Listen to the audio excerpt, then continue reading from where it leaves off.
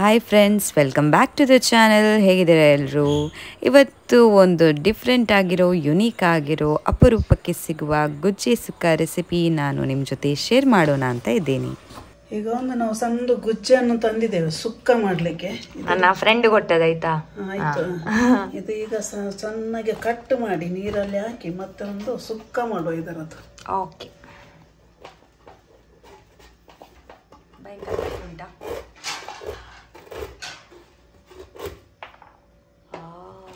ಉಂಟಲ್ಲ, super.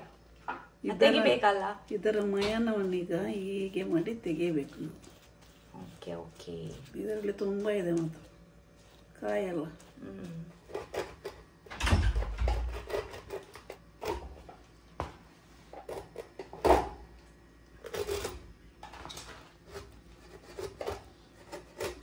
Cut ಮಾಡಿ ಅದರ ಸ್ಕಿನ್ ಅನ್ನು ತೆಗಿಬೇಕು.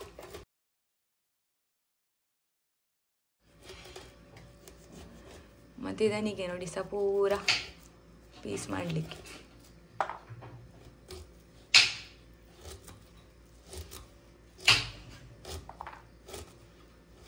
ಗುಜ್ಜೆ ಕಬಾಬ್ ಎಲ್ಲ ಮಾಡ್ತಾರಲ್ಲ, ಗುಜ್ಜೆ ಉಪ್ಪಿನಕಾಯಿ ಮಾಡ್ತಾರೆ, ಕಬಾಬ್ ಮಾಡ್ತಾರೆ. ಇದನ್ನು ನೋಡಿ, ಇದು ಕಟ್ ಆಗಿದೆ. ಈಗ ಇದನ್ನೀಗ ನೀರಲ್ಲಿ ನೆನೆ ಹಾಕಬೇಕು. ಕಟ್ ಮಾಡಿದ ತಕ್ಷಣ, ಇಲ್ಲಾದರೆ ಅದು ಬ್ಲ್ಯಾಕ್ ಕಪ್ಪಾಗುತ್ತೆ. ಅದಕ್ಕೆ ಏನು ಮಾಡಬೇಕಪ್ಪ ಅಂದರೆ, ಕಟ್ ಮಾಡಿದ ತಕ್ಷಣ ಇದನ್ನು ನೀರಲ್ಲಿಗೆ ನೆನೆ ಹಾಕಬೇಕು.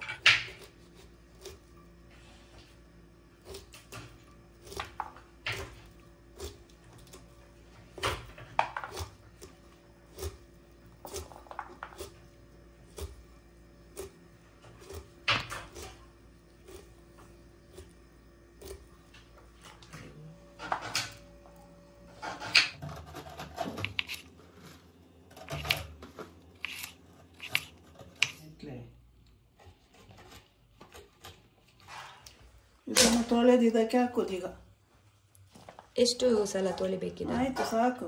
ಒಂದೇ ಸಲ ನೀರು ಬಿಸಾಡಿದೆ. ಓಕೆ, 2 ಸಲ ತೊಳಿಬೇಕು. ತೊಳೆದಾಯ್ತು. ಈಗ ಇದಕ್ಕೆ ಹಾಕಿ ಬೇಯಿಸ್ಲಿಕ್ಕೆ ಇಡುವ.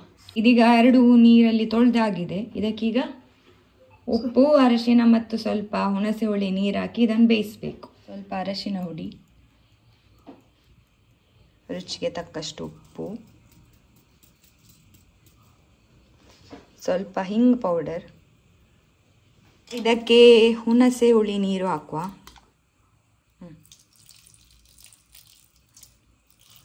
ಈಗ ಕುಕ್ ಮಾಡಲಿಕ್ಕೆ ಇಡುವ. ಇದಕ್ಕೆ ಸ್ವಲ್ಪ ನೀರು ಹಾಕಬೇಕು. ಇದನ್ನೀಗ ಮುಚ್ಚಳವನ್ನು ಮುಚ್ಚಿ ಬೇಯಿಸ್ಲಿಕ್ಕೆ ಇಡಬೇಕು. ಅಲ್ಲಿ ತನಕ ನಾವಿದಕ್ಕೆ ಮಸಾಲವನ್ನು ರೆಡಿ ಮಾಡೋಣ. ಈಗ ಗುಜ್ಜೆ ಸುಕ್ಕಕ್ಕೆ ಒಂದು ಉದ್ದದ್ದು 4 ಮೆಣಸು, ಗಿಡ್ಡ 2, ಮತ್ತು ಸ್ವಲ್ಪ 1/4 ಟೀ ಸ್ಪೂನಷ್ಟು ಸಾಸಿವೆ, 1 ಟೀ ಸ್ಪೂನಷ್ಟು ಜೀರಿಗೆ, 1 ಟೀ ಸ್ಪೂನಷ್ಟು ಕೊತ್ತಂಬರಿ, 6 ಬೆಳ್ಳುಳ್ಳಿ, ಮತ್ತು ಇಷ್ಟು ಅರ್ಧ ತೆಂಗಿನಕಾಯಿ ತಗೊಂಡಿದ್ದೇವೆ. ಅರ್ಧ ತೆಂಗಿನಕಾಯಿ ಉಂಟು. ಗುಜ್ಜೆ ಒಂದು 3/4 kg ಅಷ್ಟು ಉಂಟಲ್ಲ? ಹೌದು. 3/4 kg ಗುಜ್ಜೆಗೆ ಈ ಅಳತೆಯ ಮಸಾಲ ಸಾಕಾದ್ರೆ. ಖಾರ ಬೇಕಾದ್ರೆ 2 ಮೆಣಸು ಜಾಸ್ತಿ ಆಗ್ಬಹುದು. ನಮಗೆ ನಾವು ಖಾರ ತಿನ್ನೋದಿಲ್ಲ, ಅದಕ್ಕೆ ಇಷ್ಟು ಸಾಕಾಗುತ್ತೆ. ಫಸ್ಟಿಗೆ ಏನು ಮಾಡ್ಬೇಕಂದ್ರೆ, ಈ ಮಸಾಲೆ ಅಂತ ತಗೊಂಡಿದ್ದೇವೆ, ಇದನ್ನು ಸ್ವಲ್ಪ ಡ್ರೈ ರೋಸ್ಟ್ ಮಾಡ್ಬೇಕಾಯ್ತಾ. ಈಗ ಮಸಾಲೆಯನ್ನು ಸ್ವಲ್ಪ ಡ್ರೈ ಫ್ರೈ ಮಾಡೋಣ. ಎಲ್ಲವನ್ನು ಒಟ್ಟಿಗೆ ಹಾಕಿ ಸ್ವಲ್ಪ ಡ್ರೈ ಫ್ರೈ ಮಾಡಬೇಕು.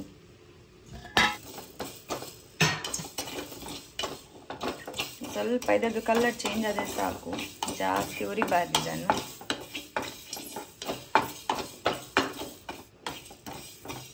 ಸೊ ಇದರದ್ದು ಕಲರ್ ಚೇಂಜ್ ಆಯಿತು. ಇದನ್ನೀಗ ತೆಗೆಯುವ. ನೆಕ್ಸ್ಟ್ ಚಿಲ್ಲಿ ಎಲ್ಲ ಫ್ರೈ ಮಾಡಲಿಕ್ಕೆ ಉಂಟು. ಇದನ್ನೊಂದೀಗ ಸಪ್ರೇಟ್ ಪ್ಲೇಟಿಗೆ ಹಾಕಬೇಕು. ನೆಕ್ಸ್ಟ್ ಈಗ ಇದೇ ಪಾತ್ರೆಯಲ್ಲಿ ಸ್ವಲ್ಪ ಬೆಳ್ಳುಳ್ಳಿಯನ್ನು ಫ್ರೈ ಮಾಡಬೇಕು.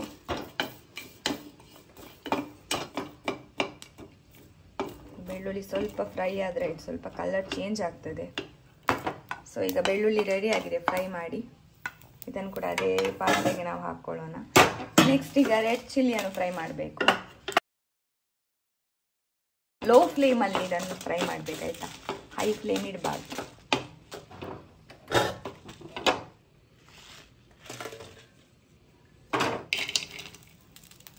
ಕೊನೆಯದಾಗಿ ತೆಂಗಿನಕಾಯಿಯನ್ನು ಸ್ವಲ್ಪ ಡ್ರೈ ಫ್ರೈ ಮಾಡುವ. ಜಾಸ್ತಿ ಬಿಸಿಲು ಉಂಟಲ್ಲ ಸಾಕು.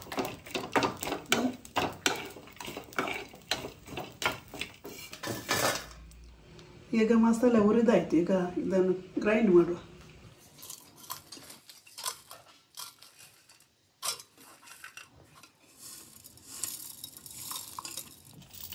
ಸೊ ಇದಕ್ಕೀಗ ನೀರು ಹಾಕ್ಲಿಕ್ಕಿಲ್ಲ, ಇದನ್ನು ಡ್ರೈ ಆಗಿನೇ ರುಬ್ಕೋಬೇಕು. ಸೊ ಈಗ ರೆಡಿ ಆಯಿತು, ನೋಡುವ. ನೋಡಿ, ಇಷ್ಟು ರೆಡಿ ಆದರೆ ಆಯಿತು. ಇದಕ್ಕೆ ನೀರು ಹಾಕ್ಲಿಕ್ಕಿಲ್ಲ, ಡ್ರೈ ಆಗಿದೆ, ಇಷ್ಟು ರೆಡಿ ಮಾಡಿದರೆ ಆಯಿತು. ಇಲ್ಲಿ ಕಂಪ್ಲೀಟಾಗಿ ಕುಕ್ ಆಗಿದೆ, ನೀವು ನೋಡ್ಬೋದು. ಮಸಾಲ ಕೂಡ ರೆಡಿ ಆಗಿದೆ. ಸೊ ಒಗ್ಗರಣೆ ಕೊಟ್ಟು ಈ ಪಲ್ಯವನ್ನು ನಾವೀಗ ರೆಡಿ ಮಾಡೋಣ. ಪ್ಯಾನ್ ಬಿಸಿ ಆದ ತಕ್ಷಣ ಇದಕ್ಕೆ ನಾವು ಸನ್ಫ್ಲವರ್ ಆಯಿಲ್ ಹಾಕಿದ್ದೇವೆ. ಅದಕ್ಕೀಗ ಕರಿಬೇವು ಸೊಪ್ಪನ್ನು ಹಾಕ್ತಾ ಇದ್ದೇವೆ. ಸ್ವಲ್ಪ ಎಣ್ಣೆ, ಸ್ವಲ್ಪ ಕರಿಬೇವು ಸೊಪ್ಪು, ಅದಕ್ಕೀಗ ಸ್ವಲ್ಪ ಸಾಸಿವೆ.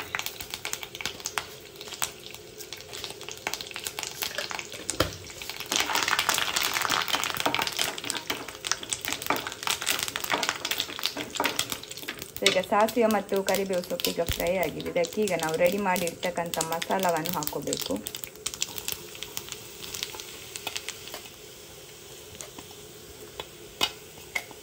ಈ ಮಸಾಲವನ್ನು ಈ ಒಗ್ಗರಣೆಯಲ್ಲಿ ಚೆನ್ನಾಗಿ ಫ್ರೈ ಮಾಡ್ಕೋಬೇಕು.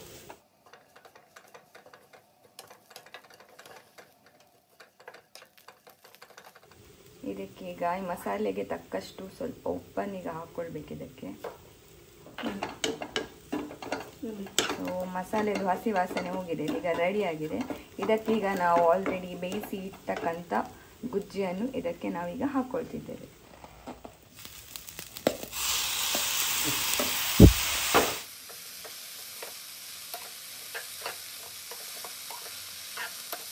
ಸೊ ಇದಕ್ಕೀಗ ಸ್ವಲ್ಪ ನೀರನ್ನು ಹಾಕ್ಕೋಬೇಕು. ಈಗ ಮಸಾಲದಲ್ಲಿ ಈಗ ಒಳ್ಳೆ ಮಿಕ್ಸ್ ಆಗಿ ಒಳ್ಳೆ ಕುಕ್ ಆಗಬೇಕು. ಸೊ ಇದನ್ನೊಂದು 5 ಮಿನಿಟ್ಸ್ ಕುಕ್ ಆಗಲಿಕ್ಕೆ ಬಿಡೋಣ. ಆಗ ರೆಡಿ ಆಗುತ್ತೆ ಗುಜ್ಜಿ ಸುಕ್ಕ.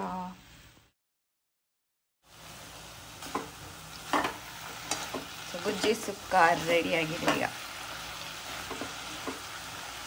ಗಂಜಿ ಒಟ್ಟಿಗೆ ಒಳ್ಳೆದಾಗುತ್ತಲ್ಲ ಇದು ಕಾಂಬಿನೇಷನ್.